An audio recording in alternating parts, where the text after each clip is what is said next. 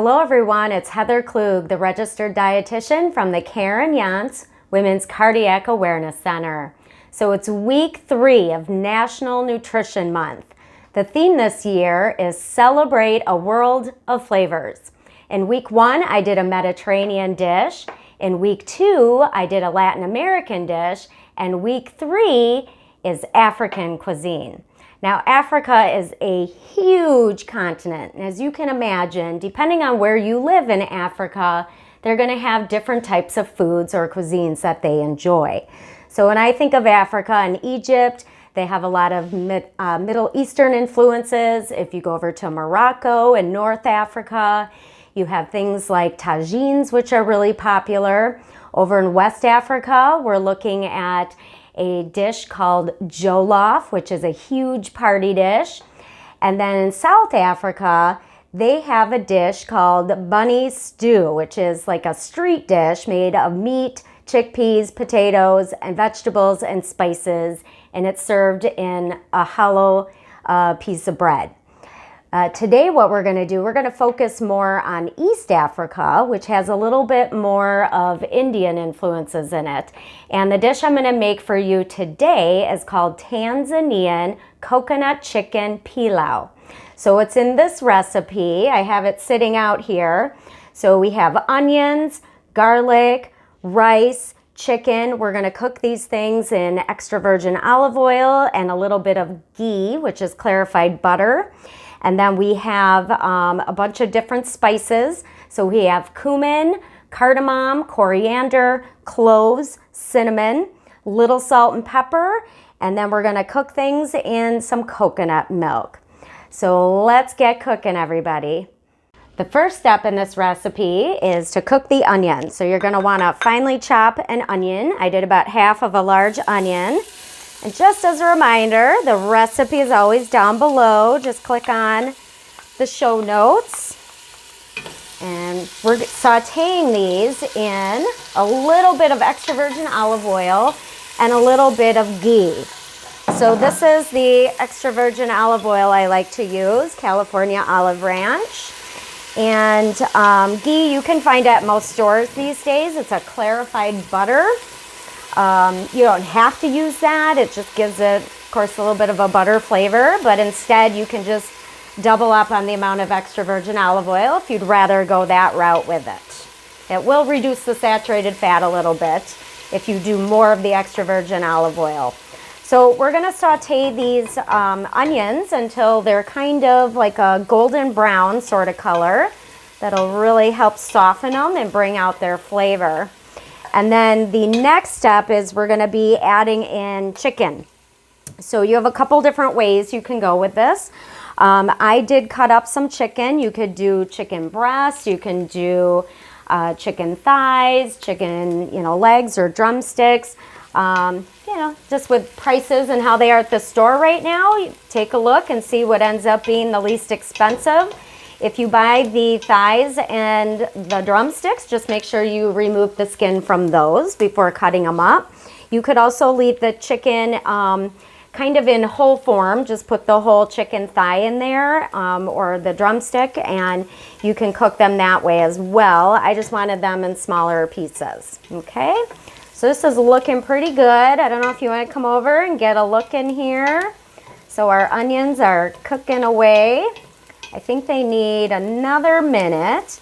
So the advantage of going with chicken breasts over the thighs or the drumsticks is that you're going to have much less saturated fat and fewer calories with it. So if one of your goals is to lower cholesterol, I would recommend you go that route, because you are going to get enough fat from the coconut oil and the little bit of olive oil and the ghee that are in here. So you don't necessarily need to do a fattier piece of chicken, okay? But if you do want that little bit more flavor and cholesterol isn't an issue, go ahead and use the thighs or the drumsticks. All right, that is looking pretty good. They're getting kind of brown. They'll brown a little bit more while the chicken's in here, so I'm going to go ahead and start adding that in.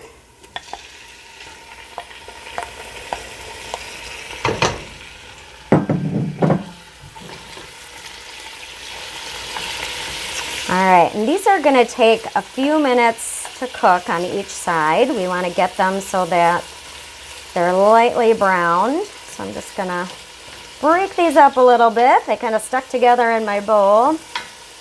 And I gotta make sure the garlic is not sticking as well. So we're just gonna keep moving this around. And I have this at medium heat. You don't have to go too high, but you do want to keep moving things around. Otherwise it will stick to your pan.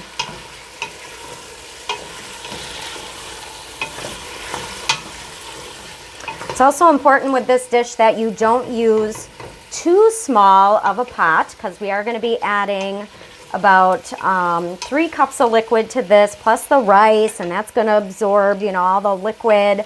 So it's going to take up quite a bit of room. You also don't want to use too large of a pot either. Something between like medium and large. Okay, that's cooking pretty nicely. After this, what we're going to do is we're going to be adding in some garlic, and we're going to soften that, and then we're going to add in some spices. I showed you those spices earlier. Now in East Africa, the spices I mentioned before are kind of these warm sort of spices. The cumin, cinnamon, coriander, cardamom, cloves. These come from some of the Indian influences on Eastern Africa. I don't think a lot of people think about that, but India is just across the Indian Ocean from Africa, and there has been, you know, some migration over there. So as people move around, the people living in Africa has picked up some of their traditional foods that they use. So this is one of them. So I don't know if the rice we're going to be using in a little bit surprises people at all. It kind of surprised me at first, because I tend to think of starchier, you know, kind of vegetables when I think of Africa. I think of yams, cassava, sweet potatoes, you know, couscous in some of the regions. So I think more of that kind of stuff. So this was a little bit of a surprise to me that there'd be some rice, but it's a pretty big deal in different parts of Africa. And then they're usually adding meat, sometimes beans to it. They might add poultry. If you live closer to the coast, they're going to be using more seafood. So on the eastern side, you will see a little bit more seafood as well.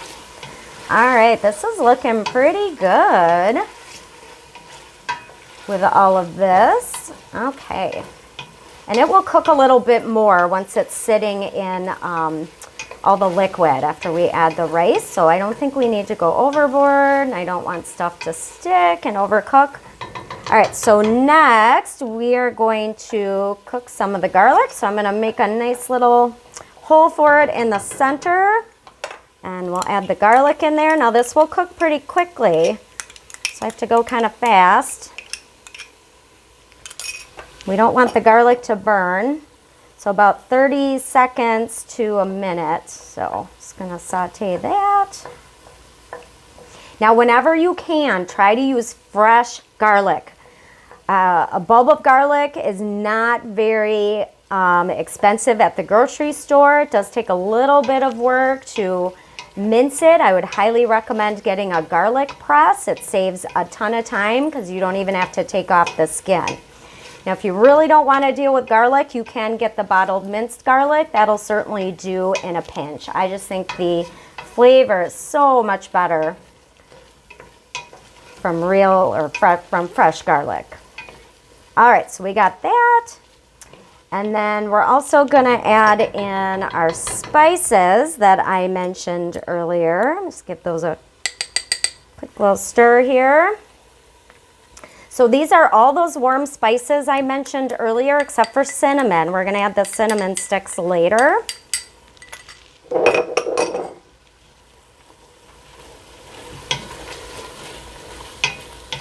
I can smell it. It smells so good already. The cumin has such a nice kind of, I don't know how to describe it, kind of an earthy sort of smell to it. Okay. All right, next step, we are going to add the rice. I was gonna say too, when you, with the spices, so kind of like with the garlic, if you happen to have more like the whole pods or the whole seeds in your kitchen and you have a spice grinder or a mortar and pestle, it's much better to just crush up the spices that way. But I do not have either of those items, and I just happen to have all the ground ones in my cabinet. So I'm going to use those up before they go bad. We're still going to get a good flavor from that. So with this, we're just kind of toasting the grains right now. Okay, get them in there, get it nice and mixed in with all those spices. And then next, we are going to add the remainder of our ingredients. So we have our coconut milk. Now when you buy this, make sure you buy the canned stuff. Do not buy the stuff that's in the refrigerated area because that's a lot thinner. This does have a little more fat in it. We're gonna pick up some saturated fat with this certainly, but per serving, it still ends up being okay. And I would consider this like a treat. You're trying like a different type of cuisine. It's not something you're having all the time. All right, so let's add coconut milk. I'm just gonna stir it. Occasionally there's little lumps in there. And then we're gonna add a couple cups of water. So we have 3 cups of liquid total. So we started out with 2 cups of rice, and you wanna do about 1.5 cups per each of those. So there we go. You can also use broth if you prefer, like low sodium chicken broth or low sodium vegetable broth would be good. All right, mix that all together. We add in our cinnamon sticks. There we go. It'll pick up some nice flavor from that. We'll pull those out later. All right, so we're gonna bring this up to medium-high heat because we wanna bring this to a boil. Once it comes to a boil, just like making rice, you're gonna turn the heat down to medium-low, kind of a simmer, and then we're gonna put the cover on. Make sure it's a tight-fitting lid. If you don't have a tight-fitting lid, you can take a large piece of aluminum foil and put that over the surface and then put the lid right on top of it. You want to make sure you're keeping all that heat so it can create some steam and cook the rice, okay? One last tip with the coconut, the canned coconut milk. If you haven't used this before, there's a little trick to it. Let me grab the cans. Hold on one second. So again, like if you have your canned coconut here, when you take the lid off the top, you are just gonna see a big chunk of fat on the top. What I'd highly recommend you do is pour that out into a mason jar or something that has a tight fitting lid on it. And then you'll see the liquid come out from underneath that. Put the lid on really well and shake it up really good. You're gonna have to shake it for several minutes because you wanna mix all of that back together. Sometimes you can take the can and you can store it upside down like this and it'll help the water kind of form more with the fat a little bit. Might save you some shaking time. All right, so just a little tip there, shake a lot and then you can pour out what you need in your measuring cup. All right, so I think we'll come back once the rice is all done cooking and you can see what it looks like. Okay, welcome back everybody. Our pilau has been cooking for 15 minutes.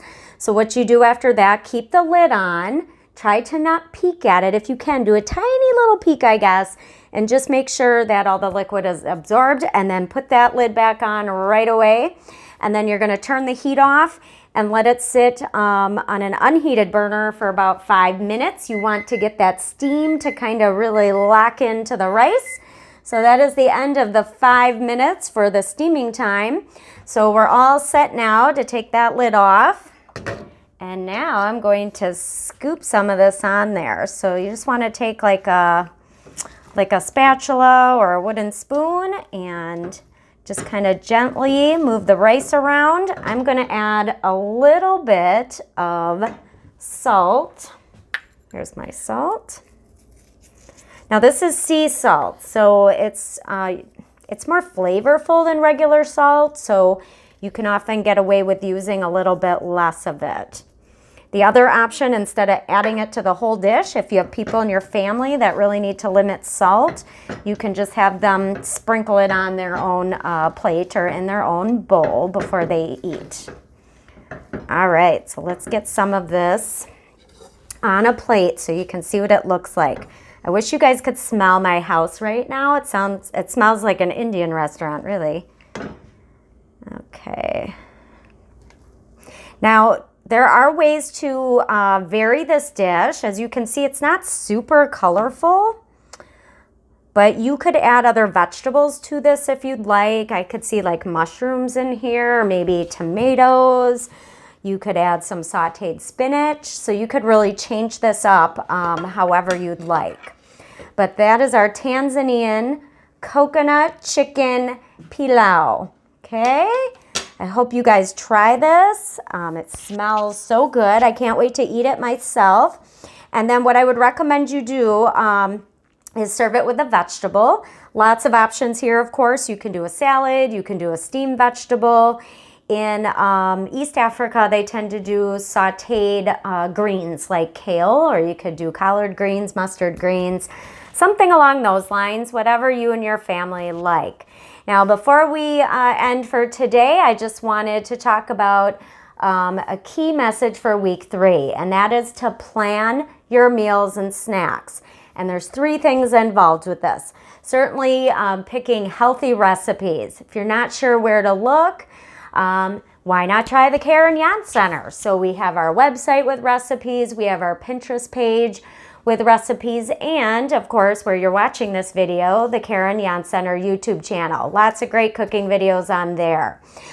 Step 2, as part of this week, is to use a grocery list when you go shopping. I'd highly recommend this because you know what happens when we don't take a list to the store. We buy everything that looks good. So I'm just going to show you an example of my list. It's a little battered because it's been in my purse, but you don't need to be fancy. I just do it on a piece of paper like this. I know lots of other people like to do those online versions as well. Whichever way you want to do it is fine. And then the last part of planning your meals and snacks, of course we like you to make a lot of your own meals at home. But I know how it is. Sometimes you just don't want to cook, right? So you're going to go out to eat. So when you do go out to eat, just pick healthy things there as well, okay? Pick healthy food, make healthy food choices and healthy beverage choices. All right, my last thing is I hope you try this recipe. Don't forget that recipe is down below, and don't forget to hit that subscribe button, everybody, so you don't miss out on any of our heart healthy content. Thanks so much for watching. Bye.